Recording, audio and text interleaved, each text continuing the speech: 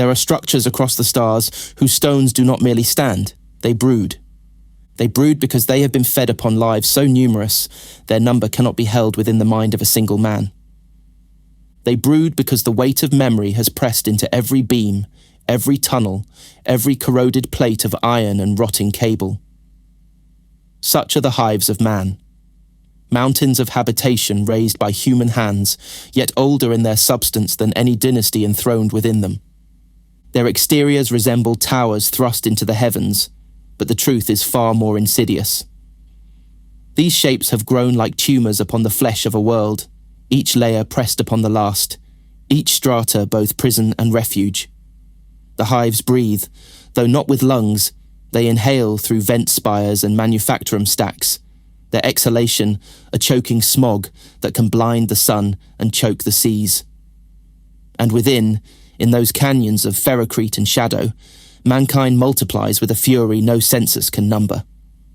To speak of billions is to speak only of the upper surfaces. What lies beneath cannot be measured. In such places, time itself falters. Generations turn beneath the same corroded lamps, their radiance unchanged across centuries. A man may live and die beneath a single lumen strip, and his great-grandson may still see its weary flicker. Streets rise not from planning but from collapse, with new corridors carved across the wrecks of forgotten ones. And in the hollowed dark where walls once cradled life, vermin and desperate hands return, turning loss into dwelling. The hives remember all of this, though not in words. They remember through scars. Collapse is never repaired, only built upon. Fires are not extinguished, only smothered beneath the next generation's floor. Betrayals, riots, revelations of faith, all of them leave impressions as deep as mortar. The hives are monuments of remembrance, yet their memory is mute. Only the echo of footsteps, the creak of chain hoists, the grind of industry betrays what has passed. What might be found if one listens hard enough? Do the girders groan with the sorrow of those crushed beneath them? Do the vents whistle with the voices of the billions who coughed their last in their poisoned draught? And do the walls of the spire still echo with the laughter of nobles long since turned to dust, their lineages embalmed in ledgers, though their flesh has long since perished? These questions have no easy answers. The Imperium does not ask questions of its hives. It commands them. It does not wonder at the labyrinth of faith and commerce within. It demands production, grain, ammunition, soldiers, tithes unending. Yet for all this exploitation, the hives endure. They endure not because they are cherished, but because they are too vast to unmake. Worlds have died, sectors have burned, yet the hives remain, coughing smoke into the stars, their innards crawling with life unending. To descend into such a place is to walk into history's marrow. To ascend its towers is to enter into realms where power has divorced itself from need. From the lowest sump where poisons ferment in stagnant seas, to the pinnacles where the heirs of mankind's lords gather in mirrored halls, the hive stands as a monument both to humanity's triumph and its ruin. And so, we turn our eyes to one such mountain of man. A city without horizon, a fortress without peer, a tomb that feeds and consumes itself with each passing generation. Its name is less important than its truth. The truth is simple. Here, in these walls, the Imperium breathes. And in that breath, we find both its eternity and its decay. Above the mists of pollution, where sunlight pierces the haze with fractured brilliance, rise the spires. These are not towers alone, but ecosystems of privilege suspended high above the multitudes. Their walls gleam with polished adamantium and alabaster, panels etched with the heraldry of houses whose genealogies extend into the earliest days of planetary settlement.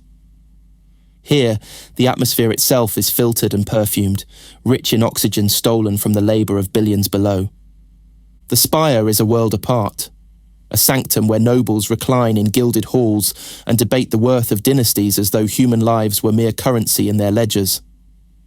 It is said that in Hive Primus of Necromunda, the Palatine cluster of houses Helmauer, Ulanti, Grime, Ranlow, Tai, Catullus, and Coion, maintains domains so vast that lesser hives could be contained within their private estates. Each house raises armies of armsmen, employs fleets of bonded merchants, and bends entire manufactoria to its needs. The wealth extracted from these palaces could feed 1 billion starving workers in the depths below, yet no morsel descends without being laced with debt and obligation. Power in the Spire is not expressed through open violence. It is expressed through patronage, arranged marriages, assassinations dressed as accidents, and whispers carried by vox relays tuned only to the ears of the elite. Arbite's precincts rise at intervals, fortress-like, to ensure the will of terror itself is observed. Their stormtroopers may raid banquet halls as swiftly as they might level a manufactorum strike, for in the Spire, heresy wears velvet gloves. The lex imperialis bends for none, though in truth, its enforcement grows softer the higher one ascends. Faith in the emperor manifests here as spectacle. Shrines of gold and marble rise within private chapels, their statuary carved by artisans brought across the stars. Nobles convene in ecclesiarchal basilicas, suspended within spire vaults, where choirs chant litanies before relics said to be fragments of saintly bones or strands of martyrs' hair. Faith here is performance, as much about the assertion of authority as it is about piety. The nobles sponsor pilgrimages, finance cathedra, and endow the scholar progenium, not out of devotion alone, but because such gestures remind the lesser castes that power flows from the emperor through them. Beneath the palaces of the High Lords lies the upper hive, no less stratified though less exalted. Here, guilds of trade dominate, guilders who traffic in water, power, waste, and food. Every lumen bulb, every drop of recirculated moisture, every ration of corpse starch is bought and sold through their channels. Families may spend generations indebted to a guilder, their entire bloodline pledged to pay off interest that compounds faster than life can keep pace. Cal Jericho's wanderings among Necromunda's hives reveal this mercantile empire in lurid detail. Enforcer patrols walking hand in hand with guild caravans, justice rendered as swiftly as accounts settled. The enforcers themselves, distinct from the Arbites, stand as the mailed fist of the guilds and noble decrees. Clad in black carapace, visored helms reflecting neon glow, they stalk the avenues and high gantries with shock mauls and suppression shields. Their task is not justice in the abstract, but stability. They are paid to preserve the order that ensures quotas are met, tithes dispatched, and uprisings smothered before the first fire spreads. Their barracks overlook plazas where markets teem with sanctioned trade, and their brutality is as predictable as the rising of the filtered dawn. Culturally, the upper hive is a domain of aspiration. Families claw upward, bribing officials for habitation in cleaner tiers, manoeuvring their offspring into scolum positions, dreaming of entry into a guilder's retinue or service in a noble household. The arts here exist, though shackled to propaganda. Dramatic recitals glorify planetary governors, while murals extol the manufactoria. Warhammer Crime's Bloodlines paints Varangantua's upper tiers as teetering between grandeur and rot, fine dining establishments beside decrepit hab blocks, luxury vying with the creeping entropy of the hive itself. And always above all, the shadow of the spire looms. The nobles descend when it suits them, their retinues sweeping aside commoners with disdainful contempt. They might sponsor festivals that echo through the avenues for weeks, or unleash vendettas that end with habstacks collapsing in fire. The upper hive is a stage, and its actors know that they play beneath an audience that never applauds, only judges. This is the realm of crowns. Crowns of lineage, crowns of credit, crowns of inherited decree. Yet beneath it, the machinery of survival begins to grind more visibly. The next descent is into those strata where sweat, fire, and hunger forge the rhythm of existence, and where the true heart of the hive beats, loud and endless. If the spire is the crown, the mid-hive is the torso, the restless body of the city, ceaselessly straining, breaking, and remaking itself. Here are the manufactoria, the industrial forges, the transit tunnels, the teeming habstacks where countless billions give their days and nights to labour that sustains both their own survival and the demands of the Imperium. It is here that the hive draws its pulse, and it is here that exhaustion, noise, and smoke combine into the rhythm of existence. The mid-hive is vast. Its avenues stretch for kilometres, broad enough to carry endless rivers of labourers to and from the factorums. Hive Primus on Necromunda is said to hold manufactoria, where machines have run continuously for over 7 centuries, overseen by guild-appointed foremen, whose families have lived in the same overseer's tower for 50 generations. The clatter of press hammers, the scream of saw blades, the endless roar of smelters fill these spaces until a man's very bones seem to vibrate with fatigue. For most, there is no life beyond this cycle. Awaken, march with the crowd, work, collapse, repeat. But within this repetition lies a curious economy. The guilders rule, yet petty trade blooms like weeds in the cracks of their dominion. Street markets thrive in transit hubs, selling fungus bread, rat flesh skewers, and distilled waters cut with strange chem additives. On Necromunda, gangs move their contraband through these channels, their colours and scars marking territory claimed in defiance of the enforcers. In Bloodlines, the city of Varangantua is depicted as a choked labyrinth where mid-hive merchants barter in fear, their prosperity always threatened by debt collectors and hidden enforcer patrols. Architecture here is functional, oppressive, and labyrinthine. Hab blocks rise in monolithic slabs, their corridors darkened by broken lumen strips, their walls sweating condensation. Transitways link them, endless ferrocrete walkways, tram lines suspended above vast drops, cargo rails where trains grind through the night.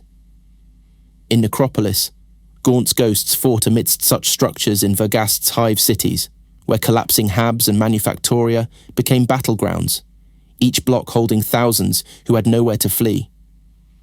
To lose a mid-hive block is not to lose a building. It is to bury a population greater than some entire planets. The Adeptus Arbites maintain a visible presence here, their precinct fortresses rising like iron fangs from the maze. They do not patrol every street, such would be impossible, but their Vox command can redirect shock teams at a moment's notice. Their task is not to solve petty theft or to mediate disputes over water rations. Their task is to crush sedition before it spreads, to make examples so brutal that whispers of rebellion die before reaching the lower levels. Arbite's presence is both distant and omnipresent. Their vehicles thunder overhead, their voxcasters blare decrees, their blockades rise suddenly, herding thousands into securitized zones where heretics and agitators vanish into custody. Below this canopy of fear and labour, culture manifests in fragments. Shrine rooms bloom in the corners of habstacks, where icons of the emperor are decorated with candle wax and blood offerings.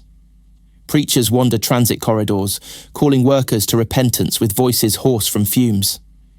Each manufactorum usually has its own chapel, a grim hall where shift bells are paired with sermons of obedience. Yet heresy festers in equal measure. Chaos cults recruit among the desperate, promising escape from toil. In Scourge the Heretic, such cells were uncovered in the hives of Sepphoris Secundus, their corruption spreading like rot through the working masses before inquisitorial agents descended. Enforcers walk these avenues more than in the Spire.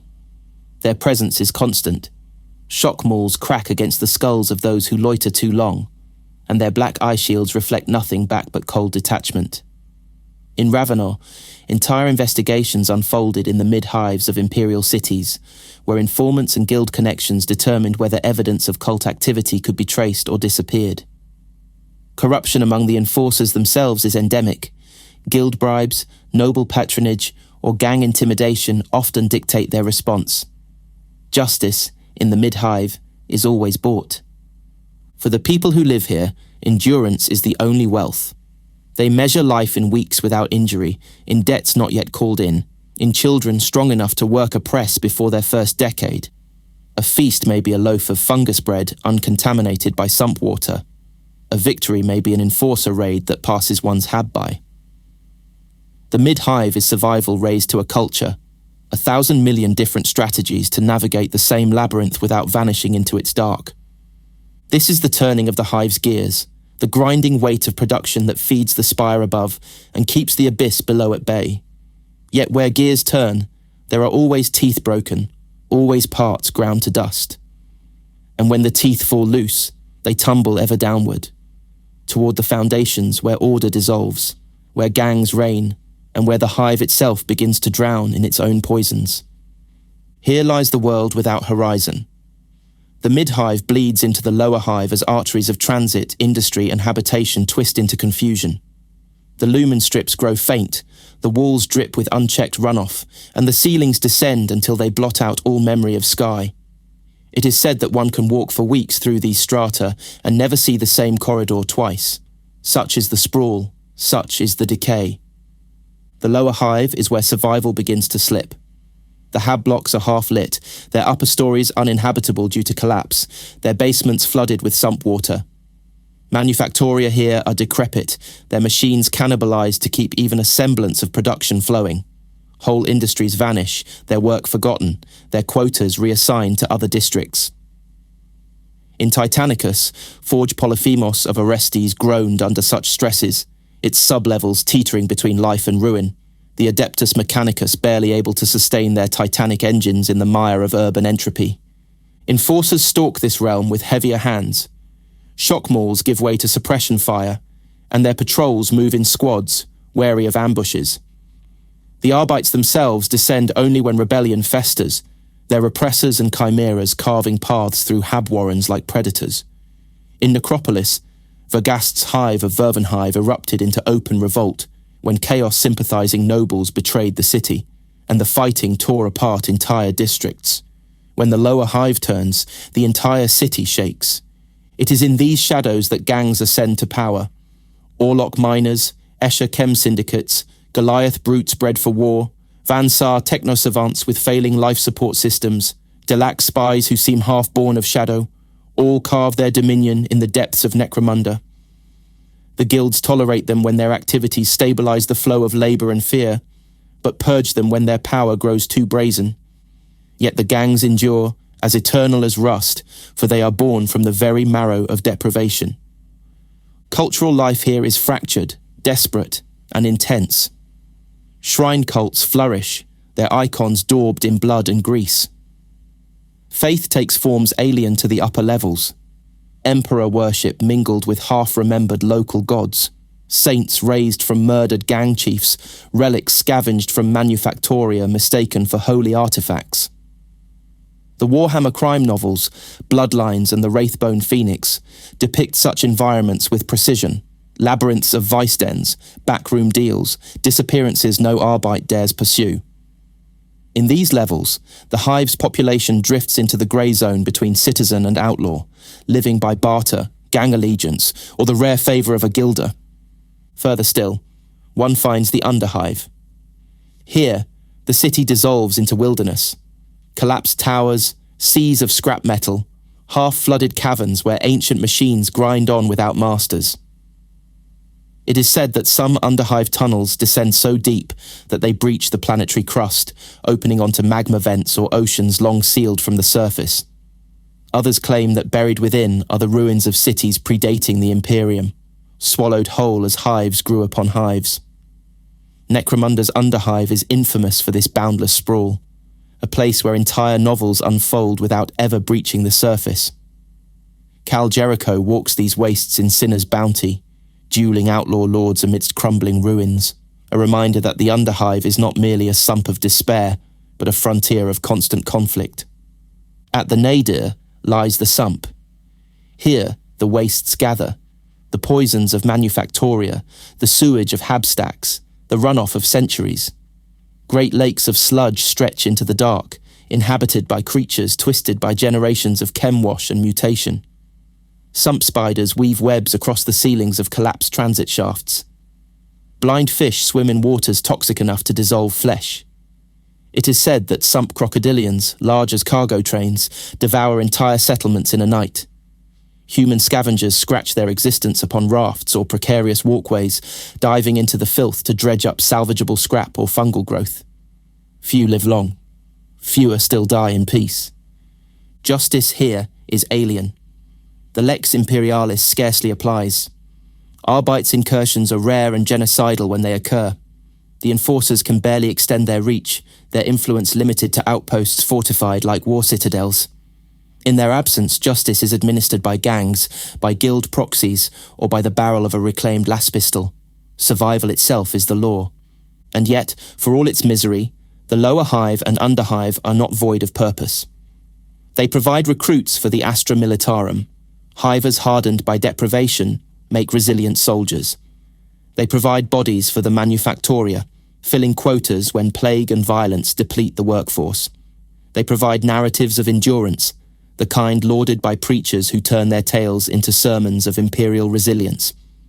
Commissar Yarrick himself was shaped upon Armageddon's hive worlds, a man whose legend rose from the furnace of hive warfare into imperial sainthood.